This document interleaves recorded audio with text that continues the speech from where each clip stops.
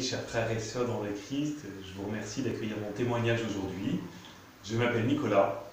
Ce dont j'aimerais vous parler, c'est du mois de novembre et vous partager ce que le Seigneur a fait pour moi tout au long de ces dernières semaines. Je suis parti pendant ce confinement aider une paroisse rurale pour l'aider à maintenir ses activités pastorales malgré le confinement. Et je pensais vraiment que ce temps serait un temps de service où j'aurais des choses à faire et à porter. Et le Seigneur est venu bouleverser ce plan que j'avais prévu, dans lequel je maîtrisais un peu ce qui allait se passer pour me faire comprendre que dans toute ma vie, je recherchais à maîtriser beaucoup trop de choses,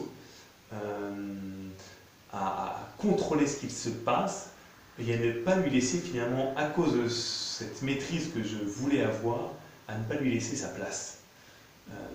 Et les lectures de ce jour, je pense, viennent un petit peu illustrer, peut-être d'une certaine manière, ce que j'ai vécu.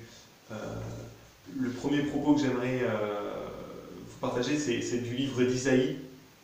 Un rameau sortira de la souche de Jessé, sur lui reposera l'esprit du Seigneur.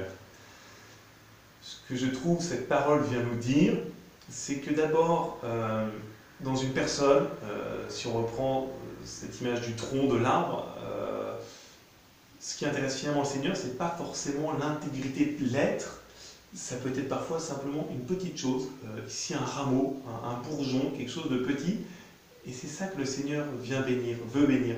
Et dans ma vie, ce qu'il a voulu venir bénir, le Seigneur, c'est ce moment où je lui ai dit: ok Seigneur, dans ma vie, je veux contrôler beaucoup de choses. Il y a beaucoup de choses que je veux maîtriser.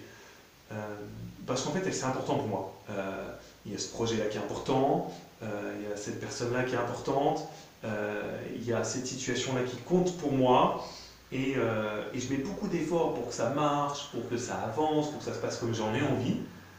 En fait, le Seigneur, il est venu me dire: Nicolas, dans chacune de ces situations-là, qui sont bonnes, hein, qui sont justes, mais rends-toi compte qu'il y a très peu de choses qui dépendent de toi.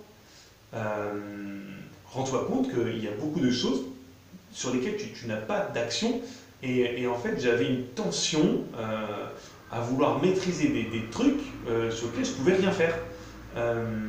Et forcément ça occupe l'âme, ça occupe l'esprit, et c'est source d'angoisse, d'inquiétude en tout cas. Ce qui est certain, c'est que ça ne laisse pas sa place au Seigneur. Je ne laissais pas la place à Dieu dans ces moments-là. Et donc, le Christ a travaillé, Dieu a travaillé en moi pour m'apprendre à relâcher. En fait, tout simplement à le partager. J'osais plus depuis quelques temps partager les choses importantes de mon cœur à Dieu. Parce qu'en fait, elles n'étaient pas très claires dans mon esprit. Et je voulais partager à Dieu des trucs clairs dans mon esprit, des choses dans lesquelles je les ai formalisées, je sais ce que c'est, je sais où je veux aller. Et en fait, les personnes avec qui je suis en confinement pendant ce mois missionnaire m'ont dit: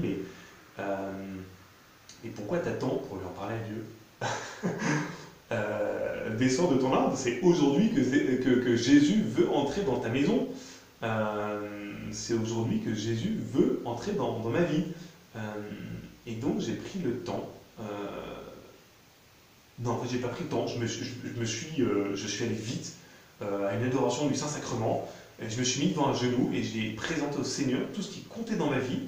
Je lui ai dit: voilà, Seigneur, en gros, tu sais très bien ce dont j'ai besoin, tu sais très bien ce qui compte pour moi dans mon cœur. Je vais essayer de te le formaliser.